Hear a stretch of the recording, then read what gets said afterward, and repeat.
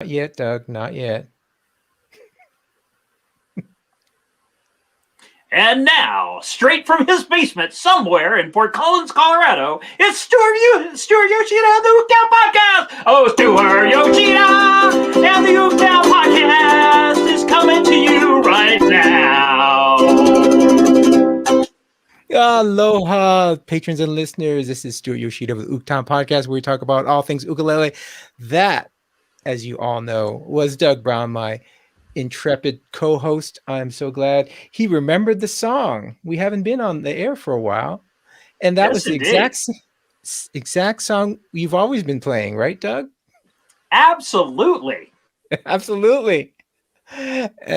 But we're back, and we're so excited to have on our show Cali Rose, professional musician, teacher, and host of her own strum group, the CC Strummers. Cali, welcome. Oh, thank you guys. It's great to be here. Thank you for inviting me, and hello to all of your fans and ukulele lovers and players out there. Thanks for being with us. So great to have you. And I do want to send a shout out to Michael Cohen and the CC Strummers. Special recognition that Michael wanted to send out to Eric's Guitar in Van Nuys, California, for converting Michael's small electric guitar into a small electric bass. And he can do the same for you. So Eric's Guitar in Van Nuys. And there is a link to Eric's guitar in the show notes. Wow, that is quick, Doug. See, this is what Doug excels at. It is amazing. So you just mention anything and it shows up in the show notes. Yeah. So also, big shout out to Michael for getting in touch with you, Cali, to get you on the show. Yeah, I'm very appreciative. Yeah, Michael is just a splendid and beloved member of our group. And he's a shining example of ukulele acquisition syndrome. Right, exactly. We just show a picture of him. Although for him, it's basses. I think he has like 32. Really? Wow, that is amazing. Yeah, we had him on the show specifically because of his bass collection. I didn't realize it was that numerous among us thingus. When I see a picture, you know how you go to a dry cleaners and you push a button in the clothes. Yeah, is that what he has? It looks like well, there goes the red bass, there goes the brown bass. Wow, that would be very cool. Okay, so you know what we didn't do because we wanted to follow the rule here where we don't chat too much before the show, otherwise we lose some juice. And one of the things I was wondering about is Cali Rose. Is that a nickname, stage name? What is it? That's my name, but I'm married to a Mr. Brando, not like Marlon. It's a different spelling, so I'm really Cali Rose Brando. And like we were losing some juice beforehand. These guys, by the way, were so helpful with me beforehand, getting the technical stuff out of the way, because I slowly freak out. And well, I think we got that part nailed. Yeah, it's Cali Rose Brando. Cali Rose, that is wild because, okay. It's close to Cali, and I was saying I'll get called Collie. Yeah, all right. Make some comment about the dog pound and that sort of stuff. But Collie, no. Hey, if you were Collie, we would not want to mess with you. well, Kali, yeah. Kali, yeah, the goddess. I think she's the goddess of fertility. You don't want to mess with Kali, that's for sure. Okay, yeah, because then. Yeah, I'm pretty easygoing and I can run really fast. Oh, nice. Well, I just think of California rosé, and okay. So the other thing that is so wild is they name a rice after you. Have anyone told you that there's something called cow rose rice, which is a very famous. Yeah, right. They named a rice after me. I don't know. Did they? I was like, where did they get? Snoop Dogg, who just named one of his wines Cali Rosé, sent me a picture. What? At Bevmo. No, really? Come on. No, it's called Cali, but it's for California, you know. Right. No, I figured that. Today. You got to be. I mean, you're a native, right? No, no, I'm not a native at all. Oh, Or wait, wait, wait. no, I was my hometown, believe it or not, is Washington D.C. Okay. All right.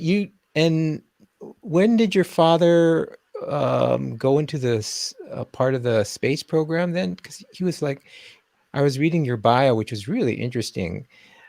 He was involved in the Mercury and pre-Mercury program, right? Free Mercury. Now we're gonna go back a ways, folks. I'm really 130 years old here.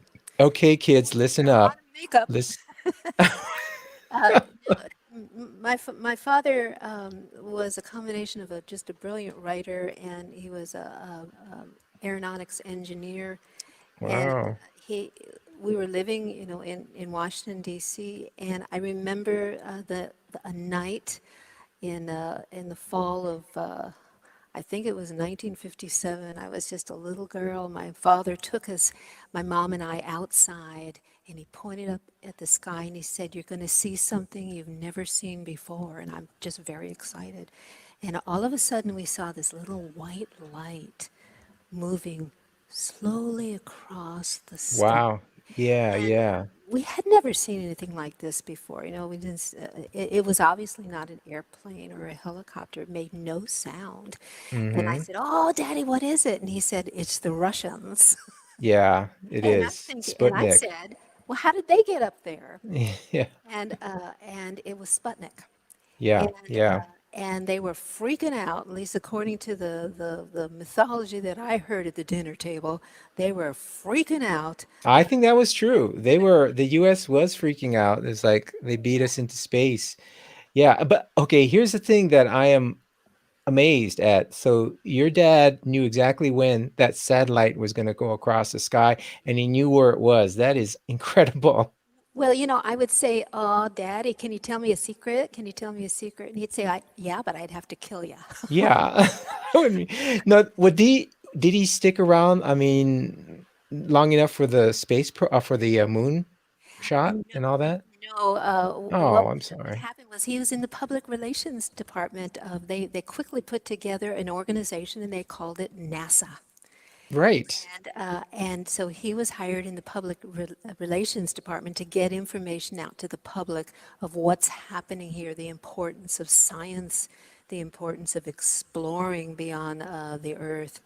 And his his claim to fame, I'll tell you his claim to fame is he named the first two monkeys that went into space. Really?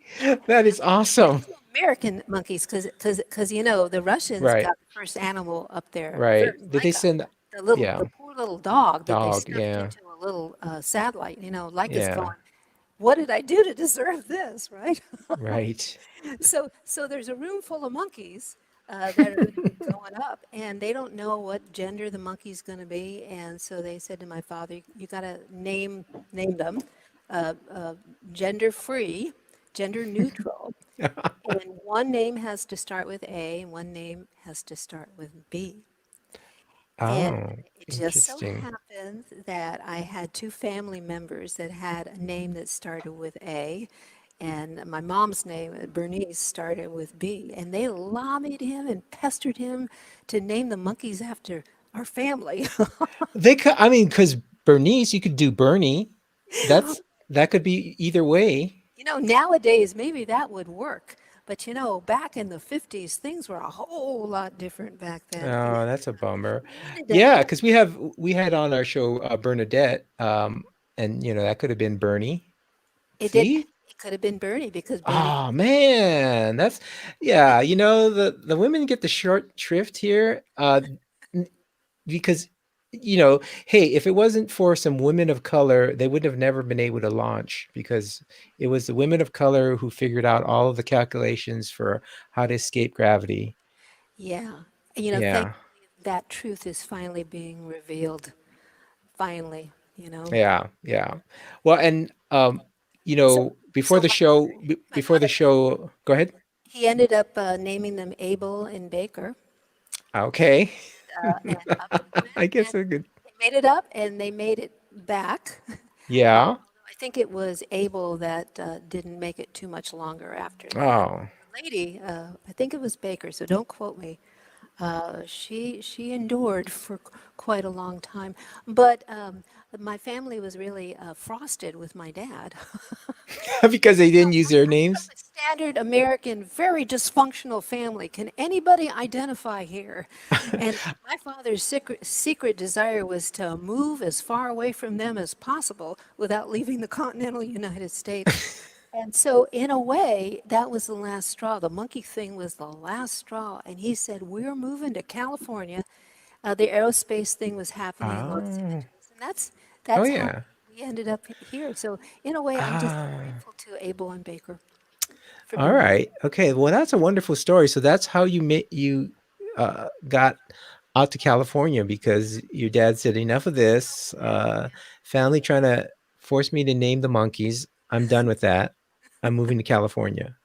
Not a bad option actually. And you must have been there then way before it. Well, I don't know. It was still pretty It's a little probably different. that time. It was still what, the 50s, 60s? The No, Mercury late. astronauts, Yeah. Yeah. which was Yeah. really cool. And in my little bedroom, I didn't have pictures of Elvis. I had pictures of Neptune and Saturn. Oh, no kidding. Oh, no, I'm Uh, not kidding. I My love it. I wanted to love be a it. scientist so bad. Oh my God. Hey, we that's to tell you the truth, we've had if we had more women in sciences, I think it'd be good. Then and the other I was talking to some friends about this too, is that the other interesting thing is that um there was a woman who was responsible for programming the lunar module, the lunar lander. She was the kind of architect. She didn't do all the program. She was the architect behind how it was going to work, and especially the fail-safe system. And you know how Doug was making us nervous with his countdown, which I don't understand. It's like that would drive me crazy if I'm trying to land like this vehicle on the moon and Cape Canaveral, Cape Com is like 20 feet, 20 down, 2 forward. It's like, all right, be quiet. I gotta concentrate here. I gotta be. I'm happy when I'm at a red light and I stop before the crosswalk. You know? Ouch. Yeah. So Hey, to have that kind of intelligence and foresight and be able to do that is, oh, we're surrounded by heroes, yeah. Yeah. And unsung. unsung heroes. And so she was the one who programmed it such that if you listen real carefully, so all you trivia buffs, go and listen to the landing, and you'll hear that they have an error that happens just before they landed on the moon, the first landing, and it kept happening and happening. Is because the astronauts inadvertently turned on a piece of equipment. I think it was a radar, and that overloaded the computer. It wasn't supposed to be on, and so it kept on giving an error. But because of this woman's foresight, it was a fail-safe system, and it kept rebooting and coming back to exactly where it needed to be. And Capcom said, it'll be okay. And they weren't for sure 100%, but they said, yeah, go ahead and land. And that's why Neil Hey, Armstrong landed Stuart, on the moon. I'm going to interject here. Ellen Bloom has suggested that Cali play a song for us. Oh, sorry. Yes. We've been talking too much. So Cali, Let that's me, a great suggestion. Thank you, Ellen. do I just not have the chat open here? On the right, Yeah, there says comments. yeah. Click on comments, There we go. Oh, and you can respond back too if you'd like. gosh. Hello, everybody. I see Ellen and Barbara. Woohoo! They're in our CC Strummers group, and it's good to see you guys.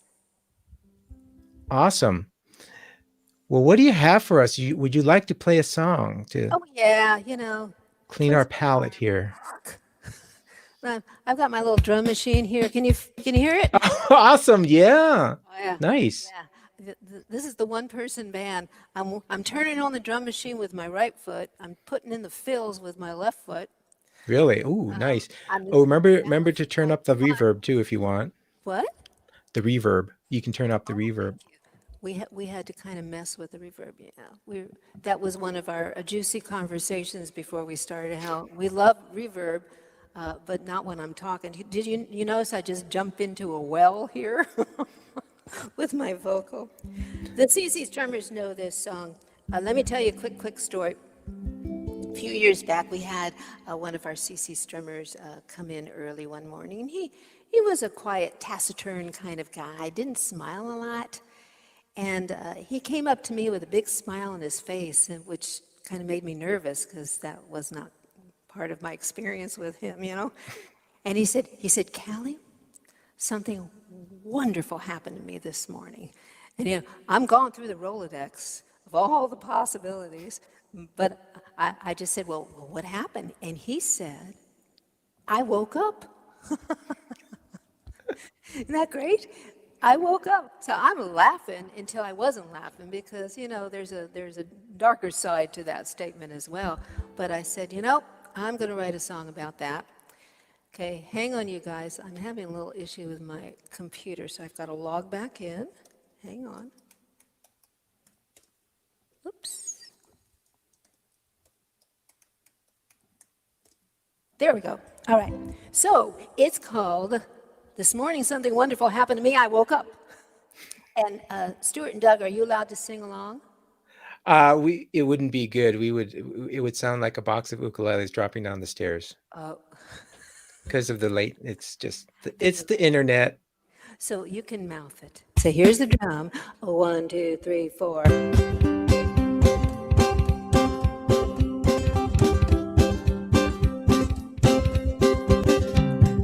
Sometimes late at night when I'm laying in bed, I'm not really sleeping, oh God, I'm worrying instead. But this morning something wonderful happened to me. I woke up. I'm overworked, I'm underpaid, I'm falling behind. I'm running here, I'm running there, I'm running out of time. But this morning something wonderful happened to me. I woke up, oh yeah. This morning something wonderful happened to me. This morning something wonderful happened to me. This morning something wonderful happened to me. I woke up.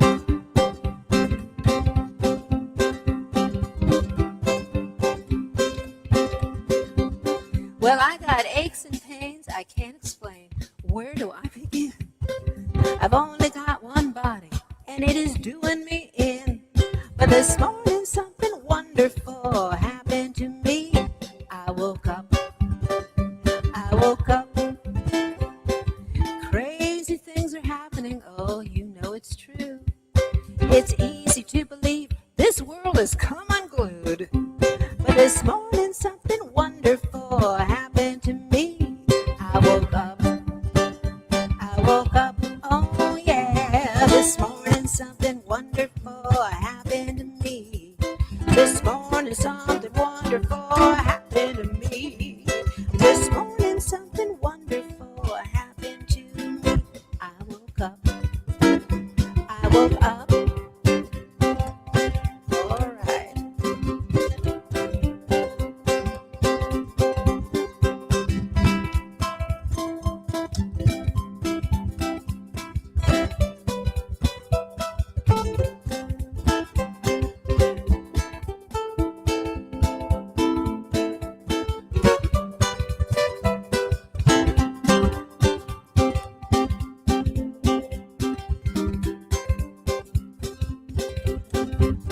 So listen, here it is, another day. That's what we've got. Maybe all is well, even when it is not.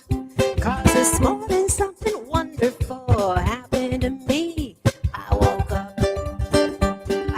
up, oh yeah. This morning something wonderful happened to me. This morning something wonderful happened to me. This morning something wonderful happened to me. I woke up. I woke up.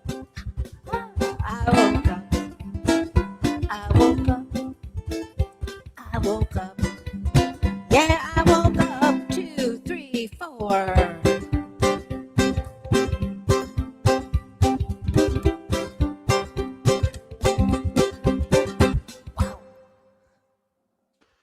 Yay! And for everybody who wants to hear that again, there's a link to Cali's Spotify on in the show notes. Yeah, Awesome. I can make 0.000000001% Right. of a penny. Yes. Yes, that is a problem. You. Do you have this on sale somewhere though? Do you have a CD or? I have 2 ukulele albums. That's the latest is called Smile, Smile, Smile. All And right. that one. And then my other one is All Are You Having Any Fun? And a lot of my originals on, all my originals on Smile, Smile, Smile. Some standards on the other one. And I also have a comedy album from years past. I was a Dr. Demento person. Oh, really? I remember Dr. Demento. Do you guys remember Dr. Demento? Oh yeah, I do. Oh yeah. I was a Oh, yeah. huge Oh, fan. still doing it. Yeah. Oh yeah. And Weird Al, he's up there too. Oh You yeah. want to hear what happened with that? This is my whole other part of my life when I was writing comedy songs, and I'd write comedy songs about my personal problems because I got a lot of them, but I just figure that they're not unique. Someone can identify. So I'd written a song about PMS. Okay. It was a very serious personal problem for a while there. And the album it's called Cali Rose Gets Goofy. And you can get all this stuff on Amazon and iTunes and Ask Okay. Siri. Well, maybe Siri, but Alexa will play these songs for you. And so I just sent the CD to Dr. Demento. He happened to have a PO box here in Culver City where I live, and I knew a guy who worked at Neat. the post office. And Okay. he stuck it into Dr. Demento's PO box for me. It pays to know people in high positions. It does. And lo and behold, I got a phone call from Dr. Demento. Nice. And he said, I love your CD. I want to play your PMS song. I'm going to play it. I'm going to play it this Sunday at 8:27. And I'm going, oh, and I had a gig that night. For years, I sang and played in Sir Winston's, the piano bar on the Queen Mary in Long Beach. Oh wow. So I talked to my boss. I said, they're going to play my song. And he said, all right, take a break, and so you can listen, right? So I'm in this long evening gown. It was that kind of gig, with the rhinestones and the whole thing. And this is how long ago it was. I had a Sony Walkman. Who remembers that? Hey, I had a Walkman Did you? cassette, sure, with the AM FM built in. You got it. Is that is that what you had to? Pretty close. It was on the large side, but it was Yeah. still kind of portable. And so I took a break. I got my Walkman and I walked on the promenade deck. This is a historical ship. In World War II, they had the wounded soldiers on the promenade deck, and I'm stomping up and down in my evening gown, with my rhinestones going ding, ding, ding, ding, ding. And then I hear Dr. Demento say, and we have a new song by Cali Rose. It's a PMS. And I'm jumping up and down in my high heels. People are walking Nice. by me like, oh, poor thing. Call an ambulance. That was the first and last time I've heard, well, no, I think I've heard some others, but the first time that I heard a song that I wrote on the radio. Oh wow. Just That is thrilling. awesome. It was thrilling. Shall I do a little bit for you? Oh, that song? Sure. Sure. Okay. And if you want to make a dinner reservation at Sir Winston's, you can go to the show notes, and there's a link right there. Are you kidding? They're still there. I don't know that they're open because of COVID. Oh. But I mean, up until recently, they were still around. That's all yeah, amazing. the poor Queen Mary, they're having issues because it's a ship. Yeah. And it's not, if you're building a building, down the street, you don't have to worry about barnacles growing under your building. But ships are a whole other thing. So we're hoping Yeah, kind of maintenance stay thing. afloat. Well, those were halcyon days, I'll tell you. All right, so I'm gonna give it a try. I hope I remember the words. Okay, for anyone here who knows about PMS, here we go. Well, I woke up on the wrong side of the bed today. I could feel this thing wash over me like a giant wave. I was put off and pissed off and ready to kiss off the whole wide world. Sometimes it's just hard being a girl, 'cause it's a PMS kind of day. So everyone out of my way. I don't feel nice and I don't want your advice. It's a PMS kind of day. Now my husband, my sweetie, he tells me I'm driving him out of his mind. And then he says, oh no, don't tell me. Is it that special time again? He says, now drink lots of fluids, take some Midol until this thing goes away. Nothing he says is the right thing to say, 'cause it's a PMS kind of day. So everyone out of my way. I don't want your advice. It's a PMS kind of day. Okay, now all you men out there, this really is real. We ladies, we can't help how we feel. And we don't like it any better than you. And if you got a period, you'd understand too. Well, my clothes don't fit right. My bra is too tight and I feel like a blimp. But I still run out and buy tons of cookies and pie, and I shovel them in. I feel klutzy and flaky and frazzled and shaky, and I wish I was back in my bed. And if you look at me wrong, I'll chew off your head. 'Cause it's a PMS kind of day. So everyone out of my way. But I'm hoping that when my estrogen is normal again and I'm on the mend, you'll still be my friend. But until then, it's a PMS, it's a PMS kind of day.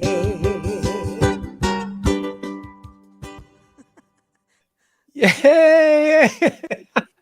Well, I'm glad to see that Stuart got his fluids in, so it's not going to affect him as badly. I'm glad you reminded me about that. And I feel that way before my cup of coffee. And Ellen, too. I have a wife and 2 daughters, so nothing new in that song.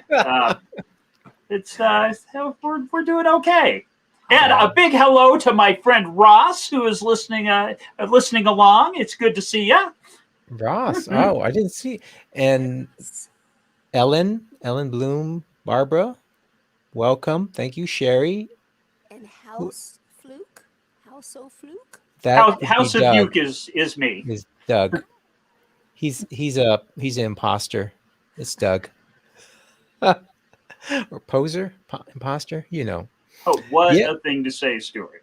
Oh, hey, so Doug, we were mentioning before the show, so you survived another year of the stock show, so yes, indeed, and thanks to it may be just coincidence, but every year at Stock Show, and so Stock Show is the venue that I work at is the National Western Stock Show, and we do 250 events a year, and then during the middle of January, we host a stock show that has been going since 1907. And it is like 150 events in those two weeks. And almost every year, everybody comes down with what we call the stock show crud, that everybody just gets a cold or something. This year, I think it was because I wore double masked and didn't didn't talk to anybody that I didn't have to. I made it through with no stock show crud. So Awesome. yeah, it was a great year for me. See, mask work. Did you just finish today? Or, No, we finished on the 24th of January. But it is and what are you I selling? What is it? Oh, you got cattle and like we they show cattle. We have horse shows. Stock. Yes. we are in the West. We are in Colorado. You Yes, know, indeed. cowboys, steers. I've got the hat and everything to prove it. Wow. Yeah. You guys do the auctioneer song? Do you really have an auctioneer song? Well, Oh, I haven't. It was. Oh my God. no, hey, little baby, won't you give me a sign? Yeah, they sing that all the time down there. Let me tell you, so auctioneers are the rock stars Oh, of I bet. the country world. Mhm. They can be very fickle about how their audio is done. But the other thing is they'll have the auctioneer and his color guy, and then there'll be guys out in the audience that are looking for people that are bidding, and they'll yell, "Hey, hey, hey!" And the first time I ever mixed that, I was mixing on, listening really close to the auctioneer, and then all of a sudden this guy is screaming out in the audience. I'm like, what's going on? But yeah, it's if you get a chance to see a professional livestock auction, it is a very interesting thing to say. I would imagine. I mean, I've seen a little bit on TV. What it reminded me of was that auctioneer song by Leroy Van Dyke. No, oh God, I used to do it. I used to do it in my gigs. Let me see if I can remember. There was a gal from Arkansas who wouldn't listen to her ma when she told her she better go to school. Oh, that's yeah. I think. Well, I don't know if they're gonna The verses take they us down if we. $25 biddy now, $30 biddy. Will you give me 30? Will you give me $30? We made 30. Who bid the $30 bill? $30 biddy now, 35. Make it 35. Make me sold that hog for $30. I'd have to dust it off to get it up to. Is that the song they play all the time, Doug, or is there? Oh, I'm sure there's more there's than one another auction song. the auction song by it goes, hey pretty baby, let me give you a sign up there, my mind. And so there's another one that there will be links to both of those in the show notes. Show notes, yes. Mhm. Oh yeah. Leroy Van Dyke. You know, it's funny. I already have it. Man, this man is quick on the computer. That- I was lucky enough to spend my last 2 years of college at Humboldt State University behind the Redwood Curtain up in Northern California. And in those days, they got a lot of rain. The average rainfall was 6 feet a year because it's kind of a Wow. rainforest. Yeah, people said, you don't need a car, you just need a canoe. And when I got up there, they said, now listen, you're going to catch a cold your first week or two here, and you'll have that cold until you go home in June. Wow. And they called it the Humboldt crud. Oh. Wow. And so when you say Northern Colorado, Northern California, where in north, like north of the bay, south of the bay? Yes, it's about an hour and a half south of the Oregon border on the coast. Oh wow. So it's in a way up small there. town called Arcata. I've heard of that. And the closest nearest town is Eureka. Aha. And then you kind of have to follow Highway 1 down to the Bay Area. I think, I'm just guessing, about 200 to 50 miles from San Wow. Francisco. Yeah. So And it's way, it's yeah, just, way it's north. heavenly. It was a wonderful experience to spend 2 years up there. Wow. I mean, and the coast over there is incredible. Have you Just seen it? Have you been there? yeah, yeah. My sister used to live in SoCal. I used to work for a company called Hewlett Packard. You probably heard of them. Yes. And of course, they're in the Bay Area. A friend of mine used to live in Marin, right just north of the Bay, right? Yeah, beautiful area there. Love Well, it. how did you end up back in Colorado? Oh, that's where I worked. So I started. Hewlett Packard has a plant here in Fort Collins, and which is just about an hour north of Denver, where Mr. Doug Brown, hosts the down in Denver. He hosts the Denver ukulele community. Speaking of which, let's talk about strumming groups. So you have the CC Strummers. I How do. did you get that? What's the origins of that? Is it Well, thank you for asking. I bet that almost anybody who started a group maybe looks at it as a happy accident. exactly? Does this happen all the time? Same with you, Doug? Well, actually, the Denver community, somebody else started it, and I was on a 3-person committee that when that person moved on, Jim Venice, he moved away, and 3 of us signed up to be kind of a community leadership, and then nobody else showed up, and so that was 14 years ago. You know. Are you guys meeting again? Oh, yes. So we actually, in one of the things that Stuart wanted to talk about is what we do for COVID. And so we've gone from meeting just the 3rd Saturday of the month to meeting the first Saturday online. And then the 3rd Saturday, we're meeting live again. Oh, But we're in a very large room. We're all masks. We all have vaccinations. yeah. So it works out very well. Oh, Nice. I And what bet about Cali? What's the CC Strummers? What's the origin there? Did well, someone like that the left you origin. holding the bag like Doug here? No, it was really serendipitous, to tell you the truth, because I've spent my whole life as a performer and, acquiring skills, a skill set, being able to do shows and entertain audiences that I just figured who's interested in that sort of stuff, but I get a paycheck, right? Um, Right. and all that stuff has come in very, very handy. And what was happening was that living in Culver City, I would do regular gigs at the Culver City Senior Center there. And I knew the person in charge of setting up the classes. And I just had a dream one night that why don't I teach a 2-month ukulele for beginners class. I'd never done it before, but I figured, oh, what the hell.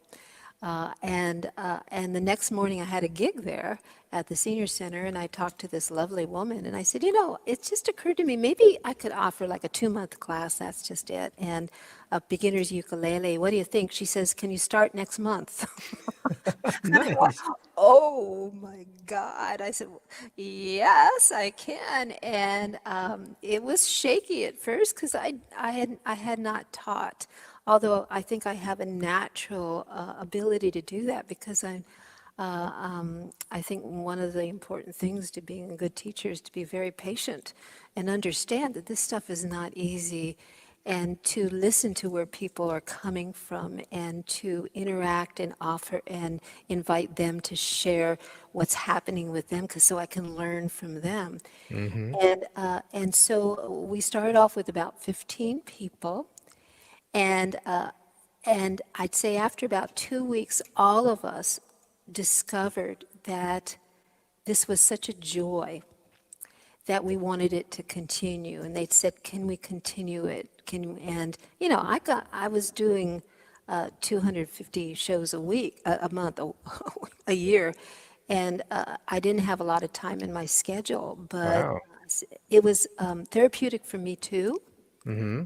And I got to use different musical chops because I'll tell you, when you are in a position where you need to explain what's going on rather than just Yes. do it, that's just the greatest teaching of all. Have you discovered that too? When you have to, Stuart, when you have to sit down and Oh say, yeah, that's it a was, well-known teaching axiom that if you want to learn something, just go ahead and teach it, and you will really learn it because you have to. you will really learn it. Yeah. And Although heart Although, surgery doesn't work that great. no, you wouldn't want to I learn was that on trying the to teach fly, somebody heart surgery, and right? it did not end well. No. Yeah. what, huh? No, Doug, thankfully, Doug is not a heart surgeon, so don't worry about that. I think Doug was just trying to make a joke. I hope Oh, so, okay. because otherwise, Oh yeah. There's It was heart surgery or landing a plane. That was right.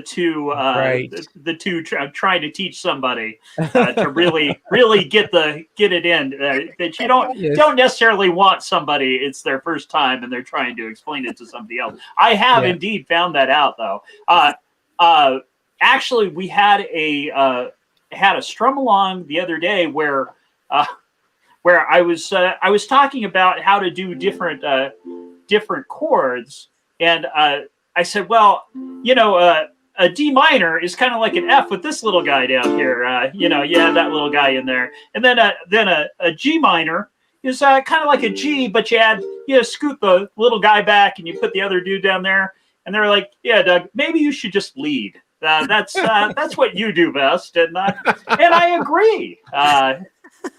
Rather than teach, just lead. But there was little guys that were moving around and they were jumping up and down, and it was fantastic. But yeah, big fun. So Callie, so you started teaching, and then it morphed into this CC Strummers. Was that the direct descendant of the CC Strummers? And we still Wow. have people in our class. That was 2010.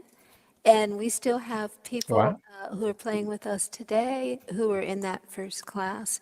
Awesome. And they started moving along. It was a beginner's class, so I started bringing more challenging stuff. And they were saying, you should have another class. You should have a real beginner's class. And so I added Monday, and that's what we have today on Zoom now. Okay. Yeah. Yeah. Beginner's class, a Thursday intermediate class, and because I'm a performer and I just know that the ukulele is just such a joyful instrument, and it brings a second wind to so many people, that it's really important to get out there and start playing. Take it to the streets as soon as possible. We had our first show within the first few months of our group coming together. Wow. And we started doing tons of shows out in the community, and then today we have smaller groups have formed from the CC Strummers, and they go out and do their thing. Which is, Ellen is part of Ellen, who's in the chat, part of that as well. So, Doug, can you show that picture of the? We were having some screen share issues. So Doug is going to show a picture of our last show. Bless you, Stuart. Looked like you were sneezing. Yeah, I grabbed the mute button just in time. Wow, he's one of those people who sneeze really quiet. No. In fact, the opposite. It's like blow your eardrums out. So, what is this? We have it on the screen here. I did not know this at the time, but this was the last show we would do at the Senior Center. It was Wow. 2019. And you can see that our group had grown Nice. significantly from 15 people. Right. And over to the right, there are more people, and there's hula dancers as well. And, I don't have to tell you, with the ukulele, you can take it as far as you want. You can learn the deeper truths about music, or you could play 3 chords and just have a ball. And everybody was welcome to do what they wanted to do. And I showed them the techniques of muting the strings. So if you don't know what you're doing with your left hand, you can still turn your ukulele into a drum. Kind of like that. Yeah, exactly. It's the watermelon. It just, in my opinion, just the sweetest people were attracted to the ukulele. And we quickly grew a community that supported us emotionally, heartfully. Dear friendships were made, love affairs were started. It was just an extraordinary thing. It seems to be something that is inherent in these ukulele groups. I don't know why. It's like the instrument or the people who gravitate towards the instrument, and that's just wonderful. I think Yeah. the person that's attracted to this instrument, and besides that, I was beginning to, because piano bars were kind of dying out at that time, I switched over to ukulele and I started playing in senior communities. And I would play more and more ukulele than piano because with a piano, there's a piece of furniture between you and the audience. But with a ukulele, it's just this sweet thing. It's like you're holding a puppy and you can Yeah, that's true. It's around like a and little you get baby in your really hands. close to people. Mm-hmm. And then I started doing a little bit more of the music therapy of working with people with dementia Mm-hmm. and finding the power of because this is such a percussive instrument. My experience was that sometimes when people were losing their memory and Mm-hmm. maybe even couldn't sing along, they still had that sense of one, two, three, four, and that's so healing to Mm-hmm. get into the rhythmic thing. So one of my really big things I drone on and on in my classes is how to create rhythmic intensity when we're playing. To accent certain downbeats, so we're really channeling being a drummer as well as a ukulele player. Well, it's always great. That's one of the great things about the instrument, right? It's all in one. It can be a rhythmic instrument, background. It can be a lead instrument. Yeah, and I think it's just wonderful seeing all of those things happen. But getting back to your ukulele groups in the time of COVID, so to speak. Mhm. So you guys do online right now on Zoom, is that right? Yes, and California shut down March 14th, 2020. Yeah, And I it's thought, that oh my happened a God, lot of what places. am I going to do? And I had another class at a local retirement home that I teach on Fridays, and one of the persons in charge said, "Listen, I have a Zoom account. Let's try it out. I'll pull the levers. You get up in there with our residents and see what happens." And I hadn't even heard of Zoom. I thought it was just a verb that described going really fast. Mm-hmm. So this was all so new to me. And I got on with them, and it was bumpy, but I was stunned by the level of intimacy that I was experiencing on Zoom, and also that I could, get up close like this and show people what I'm doing here. In the classroom, I can't do that. Even people in the front Mm-hmm. row aren't necessarily seeing what I'm doing, and that I can make quick videos and post them and have people work with these.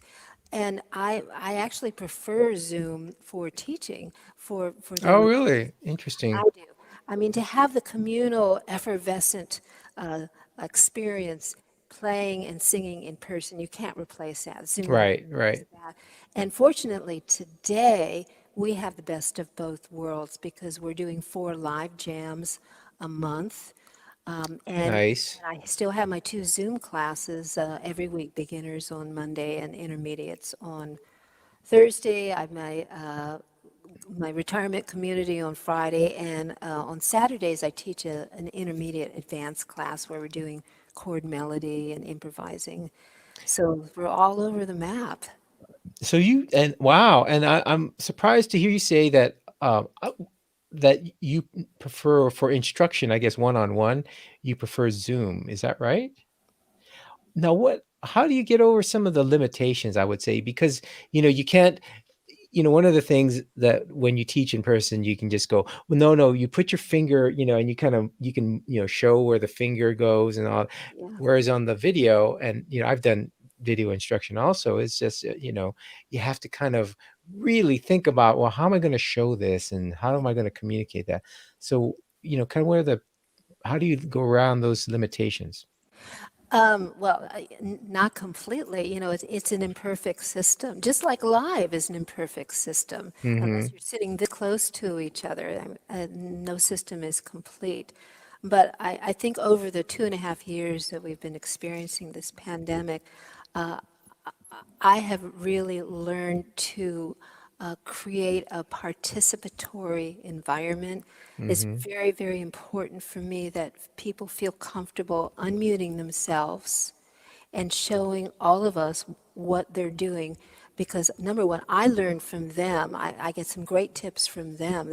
Everybody in my classes, I consider teachers and students. We're all teachers and students. And So when they show they're having an issue with a chord, someone will put in the chat, "Me too, me too." Mm, mm-hmm. And so I'll ask folks, what have you done to do a G minor chord where it's not thuddy? And get those ideas, and then I'll share what works for me, get in a position, whatever it Mm-hmm. is. I so value the participatory, collaborative part of these classes. Everybody is part of it, or Yeah, they yeah. don't have to be part of it at all. And I've learned to slow down. When I go to workshops, ukulele workshops, if the teacher's talking too fast, I absolutely glaze over. I need Mm, someone to go really, really slowly and then to repeat it and then to repeat it. And I kind of know what I'm doing, as a musician, but I glaze over. So it's taught me to slow down. And when I think I'm breaking something down into its component parts, I can break it down even more. So I'm learning slowly to, okay, here's the chord. How can I break that down even more? How do I form that chord? What do I do? mm-hmm. Mm-hmm. What is the chord? What's the chord in relation to the key that it's in? Where am I going to find this chord? I don't do well unless I get context. Don't show me something out of the blue. Mm-hmm. Give Mm-hmm. me the setting, and also show me where else I can use it as in addition to the song that we're working on, so it sticks in my Yeah. brain. Yeah, it's interesting. It sounds like uh being virtual makes us make well, at least for you, had you slow down and really think about how am I going to show this and teach this versus in person, and maybe it kind of is more just okay, I can just do this and this and this and it should be fine. Whereas maybe it wasn't. Maybe it was just glazing over some people, and now you kind of slow down and think about it. Me, so is it I don't meaning? think I could have said that any better.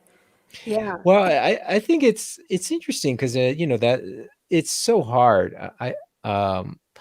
Although I think for introverts, I'm an introvert more or less. I mean, it may be a little bit more of a oh yeah, welcome to my world. But for other people, if you love that interaction, it's so difficult.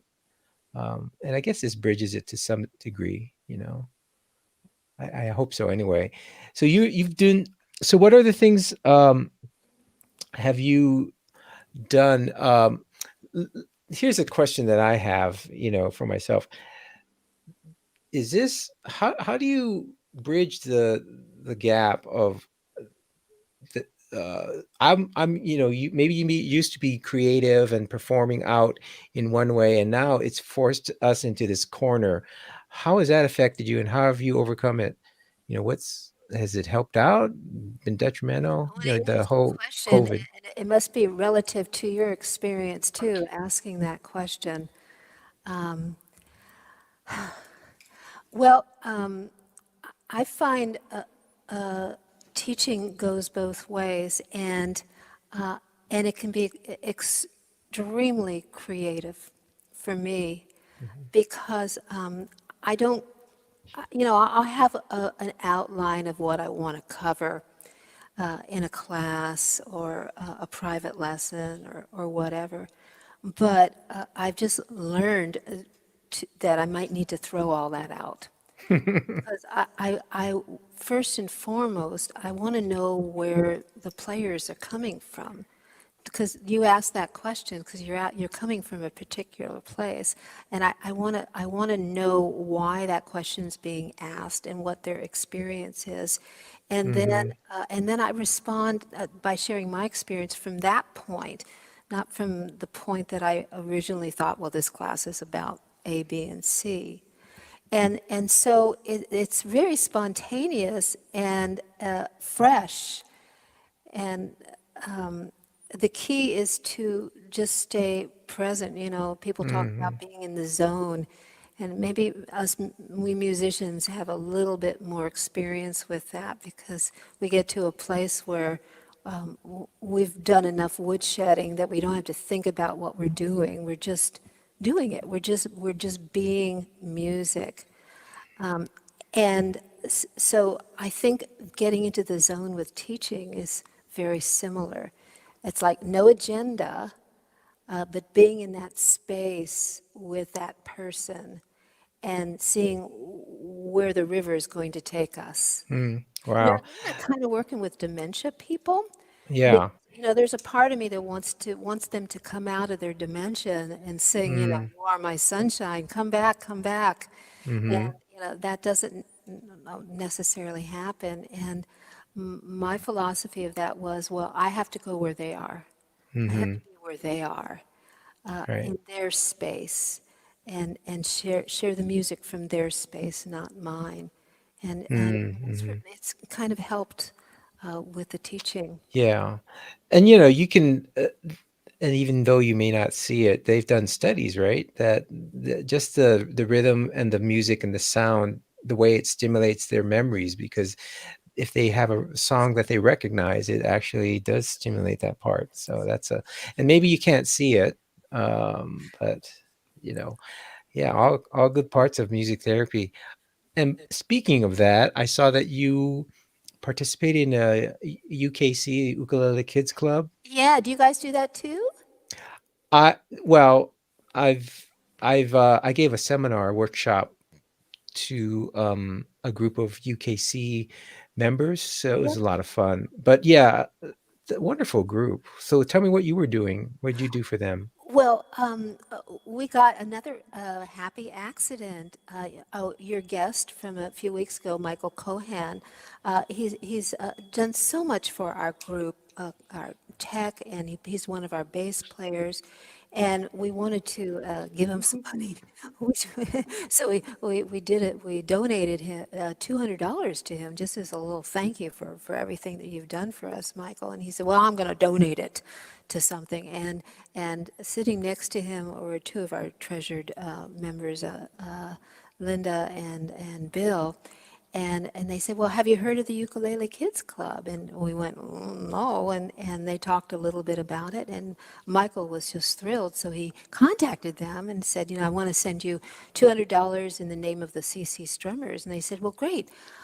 What's your designated hospital? And as we all know, the Ukulele Kids Club is an organization that sends ukuleles to pediatric hospitals all over. I think they're close to worldwide I think now. so too. Yeah. Their CEO actually is living in Mexico somewhere. I think she's in Querétaro because I was like, oh, I've been there to Yeah, Querétaro. she's absolutely wonderful. Yeah, she is. Wonderful Yeah, and it person. is around the world, and there are, of course, is a link to that in the show notes. Oh, Doug, Doug's the dude. That is our Doug. He is spot on. So yeah, so that is So awesome. So yeah, you not every hospital has a music therapy program. You can't just hmm bop in and right, right. and so we thought, oh my gosh, and the nearest large hospital to us is UCLA, because Culver City is right kind of next to Westwood. And we contacted them, and they were just getting their music therapy program off the ground.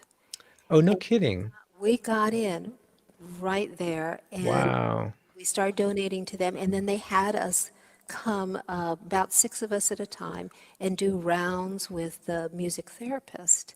Oh, wow.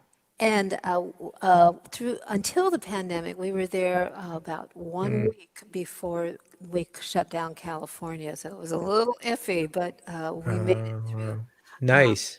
we were going every 2 months Wow. and playing for the kids and the staff, the nurses. We would play in the elevator going down. I remember we went into an elevator Talk from the about elevator music. first floor, and these are students and staff, and they're stressed out, and they're all Yeah. looking at their phones, and we pile into the elevator, and I just went 1, 2, 3, 4, and we started singing. Here's a little song I wrote. Note for note, don't worry. And people looked up, they looked around, they started smiling. Just how many seconds does it take to go from the fifth floor to the first floor? When we got out, some lady turned to me, she said, this is the best thing that has happened to me all day. Wow. Yeah. You can't Very do this cool. with guitar. I'm sorry. It's the ukulele. You got to. This has to be a ukulele. It's not intimidating, And we would sing for the ballet people. They go, oh, there they are. Sing us a song as they're pulling the van around. Michael Wow. would would drive us to and from in his van. That's awesome. Yeah, yeah. So, That's awesome. the thing that I discovered was we know how much joy the ukulele brings us individually, and then when we're working, playing communally with each other. Yeah. But to go into a situation like pediatrics Hmm. ICU at Mattel and see and work with kids where we were warned that some of them are not going to make it. We were Mm. told Oh, what we wow. could say, what we couldn't say. Um, Mm. and we had to be very gentle and very tender. We would walk in and we say, "Hi, can we introduce ourselves to you?" Very respectful to that kid. Hmm. Is it Hmm. okay if we sing a song for you? Yeah, Okay. yeah. And then we would get the signal from our wonderful music therapist that this was a kid who was a good candidate to get a ukulele. Oh, wow. So So that's she awesome. was carrying a little cart with her with about 5 or 6 ukuleles in it. Oh, wow. A cart full of She would ooks. put That's them in the awesome. kid's hand. We had to be very careful not to touch certain Mm. things. So Hmm. she was the one who could touch. And we would just start them strumming down just a C6 chord Hmm. and try to get them to do it like their heart is beating. And then Mm. we would launch into row, row, row your boat Hmm. gently down the stream. And at the end, we would Perfect. applaud them and say, "You have played your first song." Hmm. And to see the joy in a kid's face, it's a different kind of dimension of music where you sense right away that something I was very fond of saying, we were not curing anybody, but we were bringing moments of healing to Mm. people. Oh, good And one. we saw parents were there. They had moved into the kids' rooms, Hmm. and they were really. It's a very very hard time for them. And we would see. I remember one mother when we said we're going to give your kid a ukulele. She doubled over and started weeping. Mm. And you start having experiences like that. You realize this is so much more than, oh, you are my sunshine, my only sunshine. Yeah, Hmm. this is a very powerful tool to bring healing. Mm. And so Wow. I just Yeah, encourage. when I got my first ukulele, my wife started weeping, but for an entirely different reasons. Exactly. Yeah. Yeah. And Doug hasn't stopped since then. So did you buy her one so you could weep together? Uh, she actually has four, and Right. each one of my kids has three, and I think our cats each have two. I only have two ukuleles though, so Right. you know Right. I don't have a problem with UAS, but Right. No, yeah, but nobody else in the Doug's kid family plays, but we're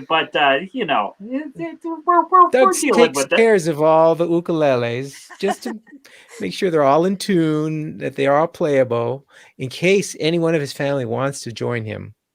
So that's a ukulele. I think is one of the amazing. It fits so well for music therapy. So yeah, Can and I teaching music too. can I try to share Oh that? yeah, yeah. You want to? No, I've got that. We can add it to the stream. Is this the one you want to? Oops, sorry. Yeah, yeah. Why don't you explain what we're going to see here? So this was a group of us. We also had a UCLA student volunteer.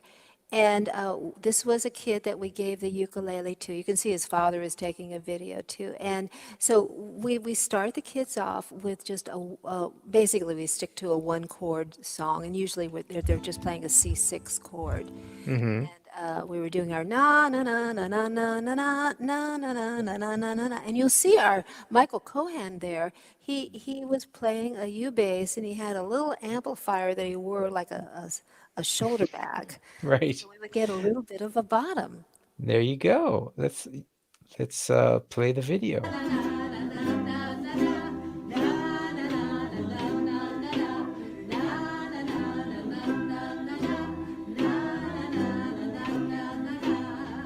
Let's make some music. That's what we're gonna do. Let's make some music. Just me and you. Na na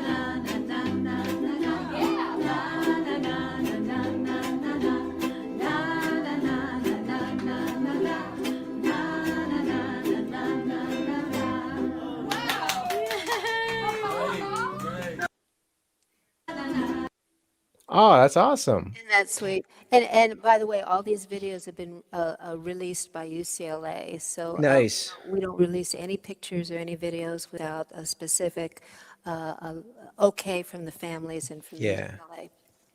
Wow. Yeah. I think that's very respectful.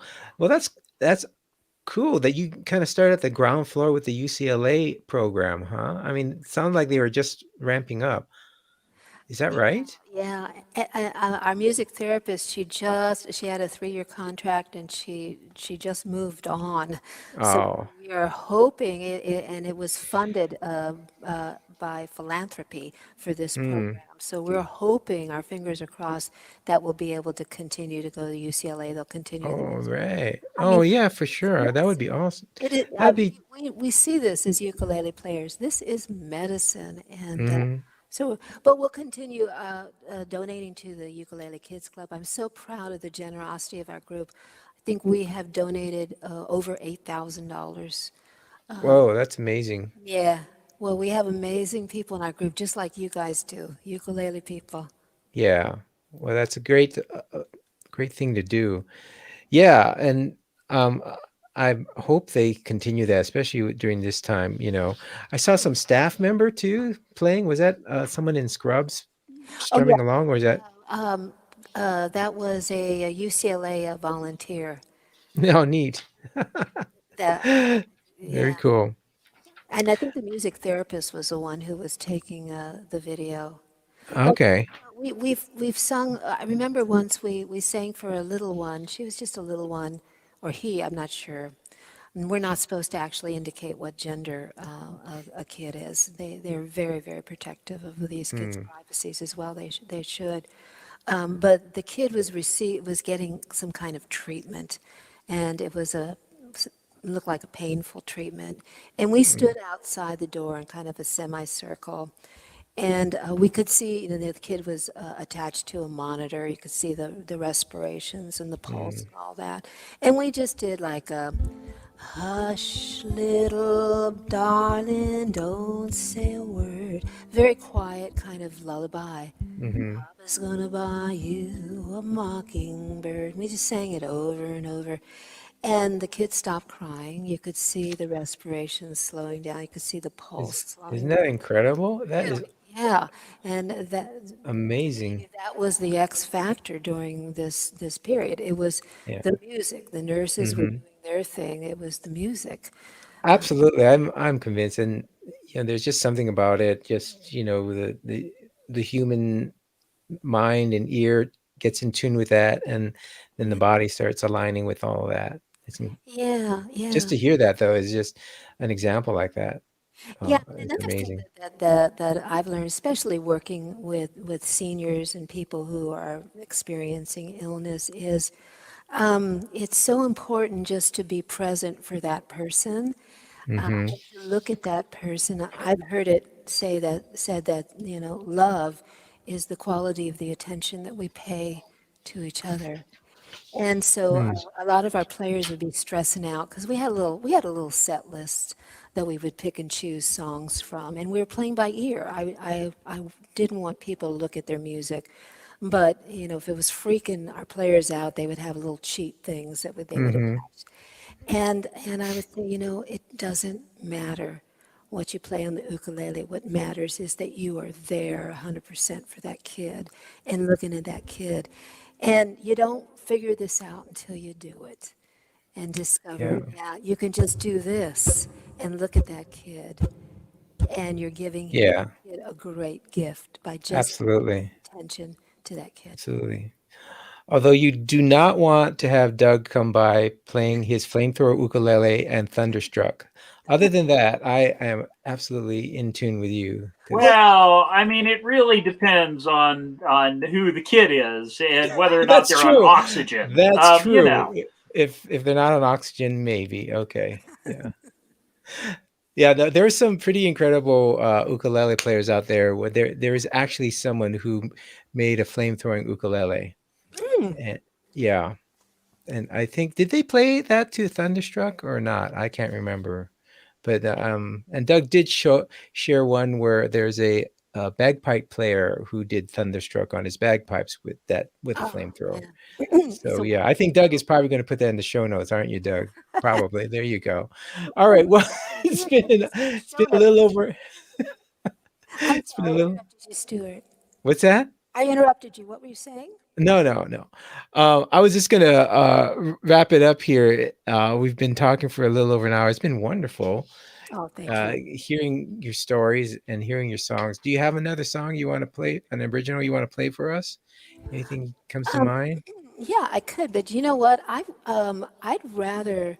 Well, I can do that, but I'd rather. What one of the questions you had sent me was what has inspired you? Oh yeah, for sure. Absolutely. And I just wanted to share. I'll share one story. Um, Years ago, my husband and I we went to see a show at McCabe's, which is a well-known. It's just a guitar store in. No, everyone talks. Everyone from SoCal talks about McCabe's. It's like we got to go there. When have you been there, Doug? Because your brother lives out there, and He does. yes, Doug. Uh, Oh, no, we've only been to Disneyland. So, all right. but if you want to go to McCabe's, there is a link to how to get there in the show notes. They're actually gonna start live performances again. And anybody Yay! has played at McCabe's over the decades. And what all it is a back room with guitars and banjos hanging off the walls. And they seat about 150 people. So it's very, very intimate and the sound is Nice, great. nice. And so my husband and I went to see Janice Ian years and years ago. I Oh really wow. love her.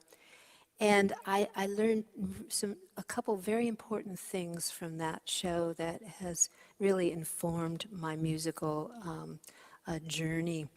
First of all, she had just gotten off an airplane from a tour in Australia Hmm. and just rolled over to McCabe's from the airport. And if it had been me, I would have rolled into the nearest hotel and gone to sleep for 2 weeks. Yeah, for sure. She mentioned that she had just gotten off the plane. I think she was Wow. a bass player. And her performance was so fresh and spontaneous. And it was as if she was singing these songs for the first time. And I thought, well, this is what a professional looks like. And Mhm. it reminded me of an interview had seen with Tony Bennett, where he was asked, you've sung I Left My Heart in San Francisco like a zillion times, and you get sick of the song. And, Right. and he said, no, no, because each audience is different. Hmm. And that just went because you want to be getting back to attention. You want to be present with Hmm. the audience. And that was a huge lesson for me to see what professionalism looks like. But she had an opening act, and it was Gillian Welch and Dave Rawlings, and they are still very big in the Americana, the folk circles. They just got a Grammy last year. Wow. And I didn't know who they were when I saw them. I thought, okay, opening act. And when she was getting ready to do a song, this is what she would do. She would close her eyes and she would count to herself to get into the tempo of that song. And then I forget, but I think she may have gone 1, 2, 3, 4, something to convey it to her partner. But this, Stuart and Doug, this was shocking to me. It was shocking to me because, it's my experience that human beings are very, very uncomfortable with silence. Hmm. And we know that music is silence and sound. You can't have sound without silence. You can't have clouds without a sky. But we run like hell from silence. And here was a woman standing there with her eyes closed, with 150 people looking at her, and, Hmm. and trusting the silence to inform her how fast she was going to sing that song at that time at that place. Wow, And interesting. that stuck with me to embrace silence that way. I think it was extremely courageous to do that. And I said to myself, cold day in hell before I'm going to be able to do that. It took decades. And Yeah. I'm finally doing it not imperfectly, I don't hit it all the time, but with my group. I'm closing my eyes, I'm risking being embarrassed and looking like an idiot so that I can get the tempo. And what I do is I go to like the chorus of a song, not the intro. I want to get to the middle of the song in Hmm. my head and count that down, and then get the foot started, and then do the countdown. And so this was a huge lesson in embracing silence and embracing the internal sense of music. And you, Stuart, you said that you're an introvert. I know that I come across as a screaming extrovert, but I'm a big time introvert too. And there's great gifts in silence. Absolutely. You got to wait for it sometimes. Doug, Yeah, you can. yeah. I was going to say I tried embracing silence, and now silence has a restraining order out against me. But I think it's all going to work out, though. We hope so, Doug. Keep at it. Well, I think it's interesting that that that we have to take our understand, as performers. There are certain things we need to learn as performers, and that's a great one. I know that I recently heard that it was a couple years ago now.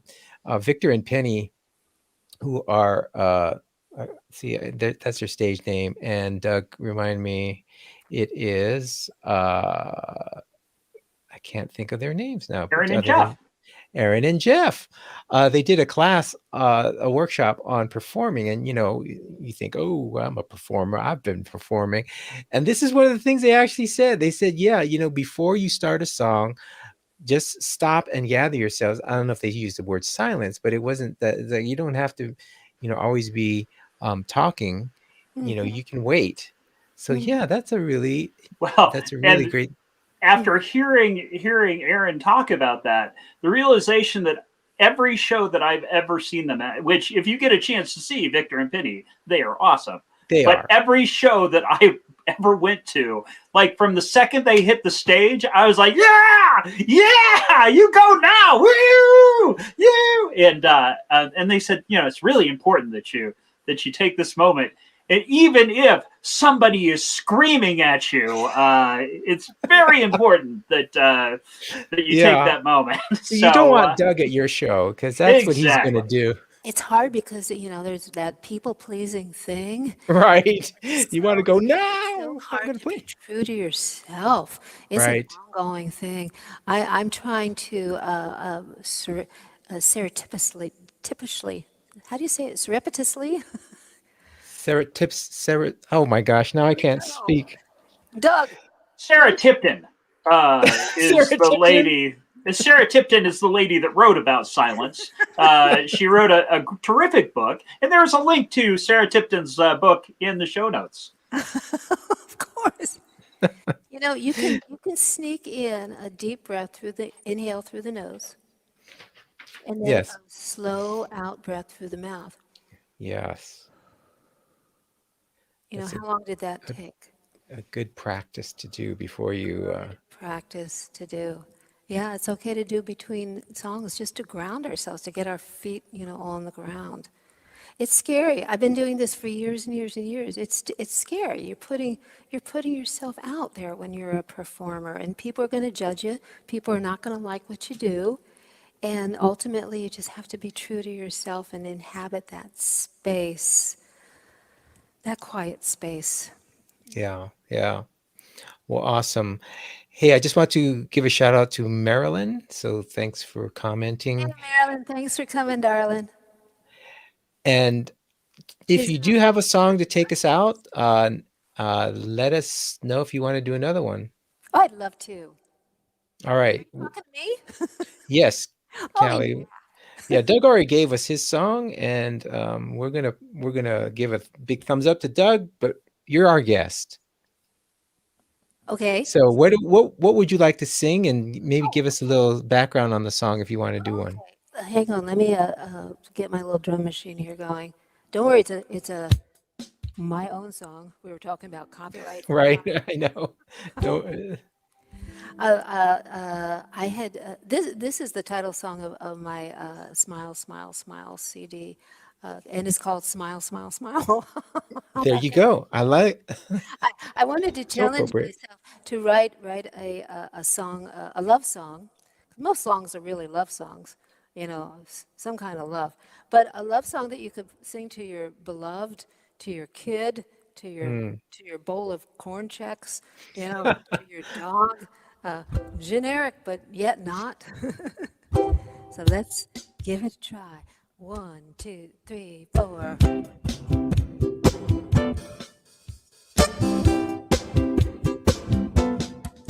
Oh, honey bunny, you're so cute. My eyes are glued to you, and there's that something you do when you smile, smile, smile. I'm so lucky to find my special, you know who. I'm saying bye-bye to the blues. You make me smile, smile, smile. So get your sweet self over here. I wanna whisper in your ear. I got you, you got me. We got us a surplus of chemistry. I don't know how I made it through, but suddenly there was you. Now everything feels new when you smile, smile, smile.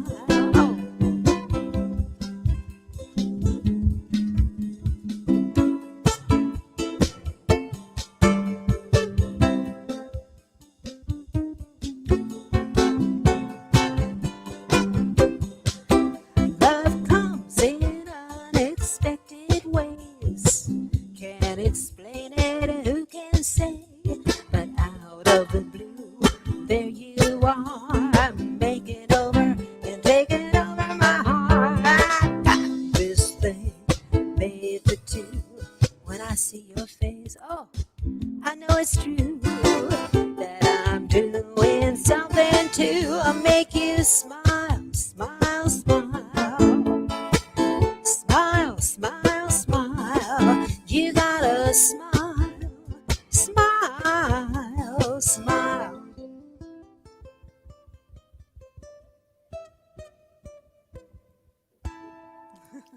Yay! Yay! Fantastic. So much. It's been such a treat. It's such a treat to meet you guys. Thank you for doing all the stuff. They gave me a 15-20 minute tutorial before the podcast so I wouldn't freak out too much with all the bells and whistles. You did great, yes, and you shared videos and you shared some pictures. That is wonderful. Our Great to kitchen. have you.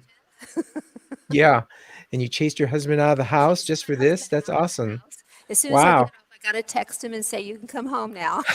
Because the front door is right here. Oh, okay. I see. Yeah. We don't have our private space. All Lucky right. him. So, Well, if you do see a doppelganger of Doug, that's probably his twin brother oh, going to yeah, that's Disneyland. right. You have a twin. I Yeah. do. And he Did is Yes. a ukulele player. As a matter of fact, a big shout out to my nephew, Chandler. He performed in his junior high school talent show, playing the ukulele and singing Can't Help Falling in Love with You last night. No And it was kidding. awesome. Oh, good for him. Wow. Oh, isn't that wonderful? You're Yes, spreading the indeed. ukulele love. He's gonna get the Yeah. taste of it. Well, hey, Does if you your twin brother live near you? He lives in Santa Clarita. You mean our Santa Clarita? Yep. Yep. And you're in Denver? Yep. Oh, And he used to be known as Denver Dave, but now he's known as Genuine Dave because he's been out in California for a very long time. So so do you come out and visit? whenever I can. Well, listen, when you do come on over and come to one of our jams, if you're in town, that would be wonderful. I'll bet you he Definitely. will try. He will definitely. Doug is Mr. International now too, because he drops in on all these. This is another wonderful thing about the. Not that to say that the pandemic was wonderful, it's just that the byproduct of it is that everyone's zooming or doing some online, and Doug is like Mr. International. Like he goes to all these ones and there's Ukulele Wednesdays. There's one in So Germany. the big one that the big ones that I like are the Pandemic Pluckers, and if you Yeah, go to the pandemic Pandemic pluckers. Pluckers, you should go on Tuesday is Uva, who's in Germany, and then Oh my goodness. almost all the other days are in London. But my sister Danny's is one of the best. She does uxicles, and she does musicals songs on the ukulele. And then Musicals. Portland Ukulele Wednesdays is meeting live again, but Portland Ukulele Anarchy is on Tuesdays, and that is a club that I run now. Oh, you really in We Portland? I meet didn't every know. Tuesday, and it is fantastic. Oh, Then, of course, the fantastic Jazz Ulele's Strum Along in Australia, Cairns or Keens, as my friend Jock would say. Always a good time. So all over the world, it has been very, very cool. Do you put that in your notes anywhere? Yes, I do. and he will be doing that, I bet. Yeah. Well, yeah. So there you go. Yeah, I bet you. Anybody, you guys, and anyone who's watching are welcome to join us on Zoom, especially our Thursday class. If you have a more playing experience under your fingers, come on to our Thursday class. You just need to email me so I can get the songs to you. Ooh, And the login information, so it's on Zoom. But yeah, we're open to everybody. As you were saying, Stuart, the pandemic is, so challenging and it's so horrific for so many people. But hmm, there have been silver linings all over the place. yeah. And our little humble Culver City group went international too. We have people all over the world joining us, Excellent. and That is wonderful. Really. Yeah. doubled in That is We've doubled in really size. We were about 250 before, so we've doubled in size. wow. Yeah, so Oh, it's just a joy to play with ukulele players from around the world. yeah. So you're getting all people from all over now. That Yeah, is really neat. I saying, love it. please keep it going, please keep it going. As things have been beginning to open up, and people Right. getting back into their lives, but Right. others, are staying with this online community, and as you know, it's so special. I hope so. Yeah, I hope we continue with this hybrid model of in person and online and just keep connected that way. And sure, great. We maybe we emphasize the in person more now, or hopefully continue to ramp that up. But yeah, just keep the other part going too. Yeah, I agree. All Hybrid, right. hybrid. Yes. Yes. All right, Callie. It's been really wonderful to have you on the show finally. Thank you. I know we've heard so much about you from different people, Michael in particular, and other people. By the way, if you do see Heidi Swedberg and Daniel over at McCabe, say hi to them. They hang out there every once in a while too, I think. They're wonderful. They're absolutely wonderful. Yeah, yeah. We hopefully we'll get them back on the show too. And uh, just send out our thanks for to your group for continuing the good work. And Doug, did you have anything to mention? Well, the third Saturday, if you're here in Denver, we're going to do a week from today. We're going to do a meeting that's all work songs. So we'll be working on that. No. I'm gonna do that job. Take this job and shove it.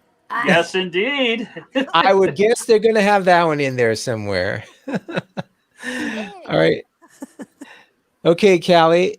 Did you have anything you wanted to mention in particular before we head out? Just thank you very much, and you, Doug, Stuart will let me know when this podcast is archived, so I can get that out. Yes. Yes, we will do that. So, as you may or may not know, at the end of the show, we always say aloha on three, and we would love it if you would join us on that. I'd love it. Okay, here we go. 1, 2, 3. Aloha. Aloha. Yay! All right. Mahalo. Mahalo.